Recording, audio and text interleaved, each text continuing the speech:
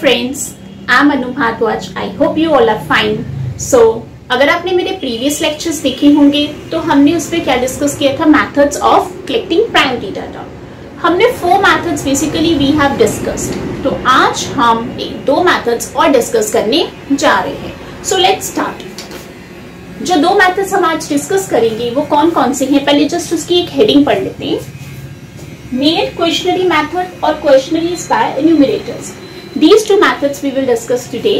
So पहला हम method जो डिस्कस करेंगे that is made questionnaire method. अब इस मेथड में क्या होता है, राइट? इस मेथड में क्या है, अंडर दिस मेथड जो इन्वेस्टिगेटर जो है एक लिस्ट ऑफ क्वेश्चंस जो है वो प्रिपेयर करेगा, राइट?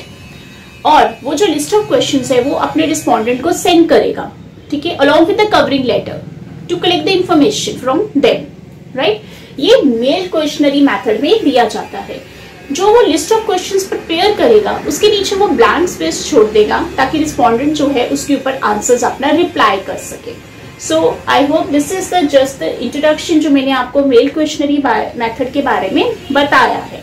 अब ये जो मेथड है ये कौन कौन अडॉप्ट करता है? बेसिकली ये जो मेथड है रिसर्च वर्कर्स हो गए, ऑफिशियल एजेंसीज होगी, नॉन ऑफिशियल एजेंसीज होगी, वो मेथड्स जो हैं अडॉप्ट करती हैं दिस वन मेथड। ये जो हमारे पास रिसर्च वर्कर्स हैं या हम कह रहे ऑफिशियल एजेंसीज हैं, सेमी ऑफिशियल्स हैं, तो वो मेथड्स जो है ये मेल क्वेश्चनरी मेथड को ये लोग अडॉप्ट करते हैं।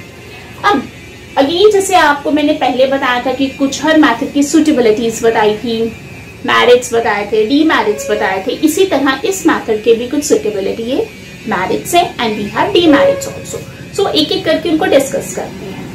सुटेबिलिटी में क्या है, when the field of investigation is large. Field of investigation जब बहुत ज्यादा होता है तो हम ये मेथड जो है बेसिकली अडॉप्ट करते हैं, तब यूज करते हैं। रिस्पोंडेंट आर लिटरेट, एक पढ़ा लिखा होना चाहिए। ये तो है नहीं कि अनएजुकेटेड रिस्पोंडेंट होगा, वो तो बेचारा आंसर ही नहीं कर पाएगा अच्छे से, टफ क्वेश्चंस आ गए, so how that person will respond the answer. तो जो हमारे पास जो एजुकेटेड इन्वेस्टिगेटर तो नेचुरली वेल ट्रेन्ड होगा ही, जो रिस्पोंडेंट होगा दैट ही मस्ट बी या she must be educated. Next इसके कुछ मैरिट्स हैं। अगेन मैरिट्स क्या है, वाइड कवरेज, जब कवरेज बहुत बड़ा होता है तब this method is useful. Economical, it's very economical. आप इसे चाहे टाइम रिलेटेड करो, मनी रिसोर्सेज का, मनी और अदर रिसोर्सेज से रिलेटेड बात करो, so it's very economical. Originality, जो डाटा है वो एक आप कह लो एक इंफॉर्मेंट जो है वो इन्वेस्टिगेटर जो है वो डाटा अपना जो कलेक्ट करा है इट्स मे बी यूनिफॉर्म, एक यूनिफॉर्म हो सकता है, एक ओरिजिनल होगा। अगेन इसके कुछ डीमेरिट्स है। डीमेरिट्स क्या है, पहला है लिमिटेड स्कोप। इसका स्कोप बड़ा लिमिटेड है। जैसे मैंने अभी आपको बताया कि अगर अनएजुकेटेड पर्सन है वो कैसे अपना अपना जो आंसर्स है वो कैसे देगा, ठीक है ना? Suppose the tough question has been asked, तो वो पर्सन जो है वो आपका रिस्पॉन्स जो है एज इन्वेस्टिगेटर का रिस्पॉन्स जो है वो नहीं दे पाएगा। So the person, so it's a very limited scope is there because it's basically इसमें क्या है, respondent must be educated. Next है लेस एक्यूरेसी। लेस एक्यूरेसी जो है वो डाटा जो है we have not testified the data, right? We have not testified, so there is a little bit of accuracy is less accuracy is there. Next we have supplementary questions can not be asked, ठीक है ना? Supplement questions नहीं पूछ सकते हैं क्योंकि हमने जो लिस्ट ऑफ क्वेश्चंस है we have already decided, we have already prepared the list of questions, so extra questions we can't ask. If question is tough it may not be responded. जैसे मैंने अभी आपको पहले ही बताया था कि अगर क्वेश्चन टफ पूछ लिया जाए, ठीक है, तो जो रिस्पोंडेंट होगा वो नहीं आंसर कर पाएगा। So these are the demerits of the mail questionnaire method. So I hope आपको ये मेथड क्लियर हो गया होगा because it's very easy method. जैसे मैं आपको हमेशा कहती हूँ कोई भी मेथड है ना उसकी हेडिंग अच्छे से देखिए, अपने माइंड में सोचिए, तो आपको उस टाइम उसके बारे में लिटिल बिट आपको पता लग जाएगा कि भाई इस मेथड में क्या कहना चाहते हैं। नेक्स्ट मेथड करते हैं questionnaires by the enumerators. Questionnaires by enumerators, इसमें मेथड क्या है, एन्यूमरेटर जो है, जो इन्वेस्टिगेटर जो है वो क्या करेगा, अपनी जो क्वेश्चंस जो है, क्वेश्चनरीज जो है वो खुद लेके जाएगा, ठीक है? जो उनके रिस्पोंडेंट के रिप्लाईज होंगे वो अपनी लैंग्वेज में खुद लिखेगा, ठीक है? That is in this the questionnaires by enumerator. कि under this method enumerator himself write down the questionnaires, एक क्वेश्चनरीज लिखेगा और वो खुद जाएगा अलॉन्ग विद द क्वेश्चनरीज, वो खुद जाके रिस्पोंडेंट से आंसर्स लेगा और जो भी व्हाटएवर उनके जो भी रिप्लाई होंगे वो अपनी लैंग्वेज में लिखेगा. So this is about the questionnaires by enumerators. Now the questionnaires filled by investigator is known as schedule, right. तो उसे हम क्या कहते हैं? स्केड्यूल. अगेन इसके भी कुछ सुटेबिलिटीज हैं, कुछ मैरिट्स हैं, कुछ डीमेरिट्स हैं. और जैसे ये मेथड कहाँ यूजफुल होता है, that is the questionnaires by enumerators. Government या सेमी गवर्नमेंट जो है दिस मेथड को यूज करती है, दे यूज दिस मेथड. अब इसकी सुटेबिलिटीज क्या क्या है?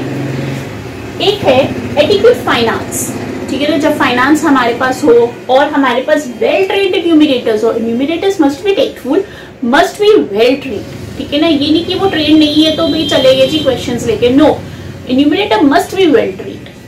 नेक्स्ट है मैरिट्स, वाइड कवरेज. अगेन जहां पे वाइड कवरेज होगा this method is very good. Accurate and reliable. क्यों एक्यूरेट एंड रिलायबल है? क्योंकि जो इन्यूमरेटर है वो खुद अपने क्वेश्चंस लेके जा रहा है, उनके आंसर्स ले रहा है, अपनी लैंग्वेज में लिख रहा है. So it's very reliable and accurate. Better response, अगर कंपेयर करें ना इससे मेल क्वेश्चनरी से, तो जो हमारा क्वेश्चनरीज बाय एन्यूमरेटर है उसमें एक बेटर रिस्पॉन्स आता है, क्योंकि इसमें ये नहीं है कि सिर्फ एजुकेटेड पर्सन ही भी दे सकते हैं. No, if the person is not educated तो वो आंसर्स जो है वो दे सकता है.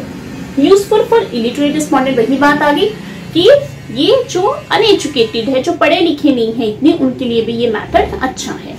अगेन इसके कुछ डीमेरिट्स हैं, like costly method. It's very costly method, ठीक है ना, क्योंकि एक एन्यूमरेटर जो है वो खुद जाके क्वेश्चंस जो है वो कलेक्ट कर रहा है, उसके क्वेश्चंस के आंसर्स कलेक्ट कर रहा है. So it's very little bit, it's a costly method. It's also very time consuming, because वो खुद जाके अपना टाइम निकाल रहा है, इंफॉर्मेशन जाके वो कलेक्ट कर रहा है. सो it's a little bit time consuming also. Inability of the enumerator, again वही बात आ गई, अगर एन्यूमरेटर ट्रेंड नहीं है, ठीक है, जो उसने इन्वेस्टिगेशन की है, मे बी वो क्या हो सकती है, गलत हो सकती है, ठीक है. It may likely to be misleading also. So this is the merits and demerits of the questionnaires by enumerators. So I hope आपको ये दोनों मेथड्स आज क्लियर हो गए होंगे. इन दोनों मेथड्स में लिटिल बिट डिफरेंस है, लिटिल बिट है, ये थोड़ा डिफरेंस है. हर मेथड, जितने भी हमने प्राइमरी मेथड्स किए हैं, collection of the primary data के किए हैं, हर मेथड जो है एक डिफरेंट है, राइट. सो अब जितने भी मेथड्स हो गए हैं, आप उन सब मेथड्स को अच्छे से रिवाइज कीजिए. डाउट है उसको क्लियर कीजिए.